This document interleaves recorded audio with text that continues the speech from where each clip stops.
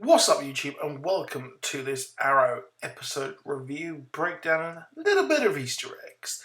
But this episode, I didn't really like too much. I found it a bit boring, a bit fragmented, a bit disjointed, and I don't think that Team Arrow can really hold up to just having Ollie do missions maybe on his own or with other people, and having these two do a whole mission on their own just feels a bit naff at the moment. And to be honest, my favourite character in New Team Arrow is Wild Dog, and I'd like to see him maybe a bit more on his own perhaps and learn a bit more about him. I've got to say, one of the shittest parts of this episode was the whole Rackman thing. Now, on the surface, Rackman should be really, really cool, but he isn't. The acting is just terrible. I think when he is not Rackman, he really does benefit from having that weird voice effect on him to mask that. So I think that he's very, very weak, to be honest, in this show. And I like how he just went, oh yeah, Felicity killed my parents. I'm going to come back. I was like, that's just shit. That's just fucking stupid. He came back so quick.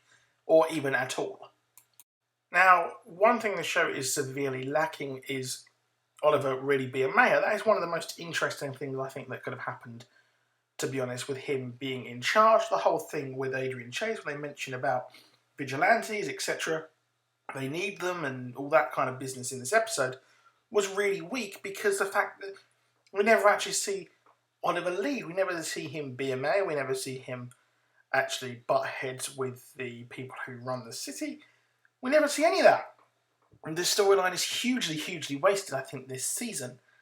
And it's kind of a background thing, and he's letting Taya do her own thing and run the city, which is a shame because we could have had some really good storylines this time.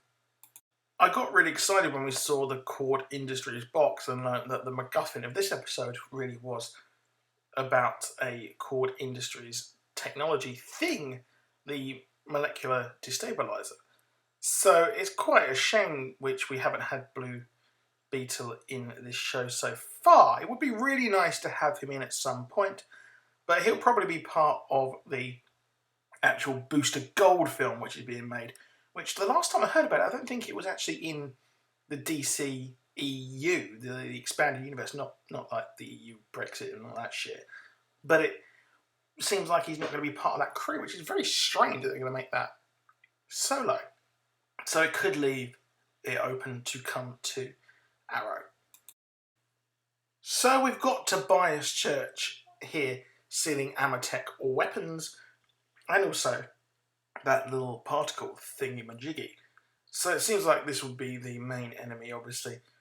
He is the main villain moving forward in Arrow Season 5. And we have our supernatural villain with Prometheus, as he is someone who scared Tobias Church. Or is Tobias Church going to actually try and arm up and bring arms out to Prometheus, which will be an interesting thing, like a kind of villain civil war. I'm really glad that Diggle has been sprung from his cage and they mentioned the whole Spartan thing, and glad that he will be coming back, because I think that Team Arrow did kind of suffer from not having him in the team, and also with a military background he can help the new guys and help break them kind of boot camp style and maybe be a better trainer than Ollie himself. But this breaking scene was really cool, but I can't help but think it's something that Oliver wouldn't even attempt if he was mayor, because I mean, if he got caught it would just absolutely ruin all his plans to rebuild Starling City. But I'm excited for next week when we see him, as of course we're getting a brand new helmet for him as well. Now, we've got the storyline moving forward that Wild Dog needs to be captured or, like, kind of, rescued here, because he has been captured. So, what we're going to have is Wild Dog being tortured. I hope they kind of draw this out, because I feel like Wild Dog I really like him. He's my favourite character so far. But he needs to be a bit more, has a bit more character development, etc. Now, what would be really interesting is if Tobias Church was actually able to turn Wild Dog against Team Arrow. Now, if we look at Star Wars, the angry, young, gifted fighter, Anakin, was so easy to be able to be turned. So I reckon that we could have him turn, perhaps, but it's a pretty wild theory, and unfortunately I think it's probably not that likely. But I reckon if they're going to turn someone, then it will be him.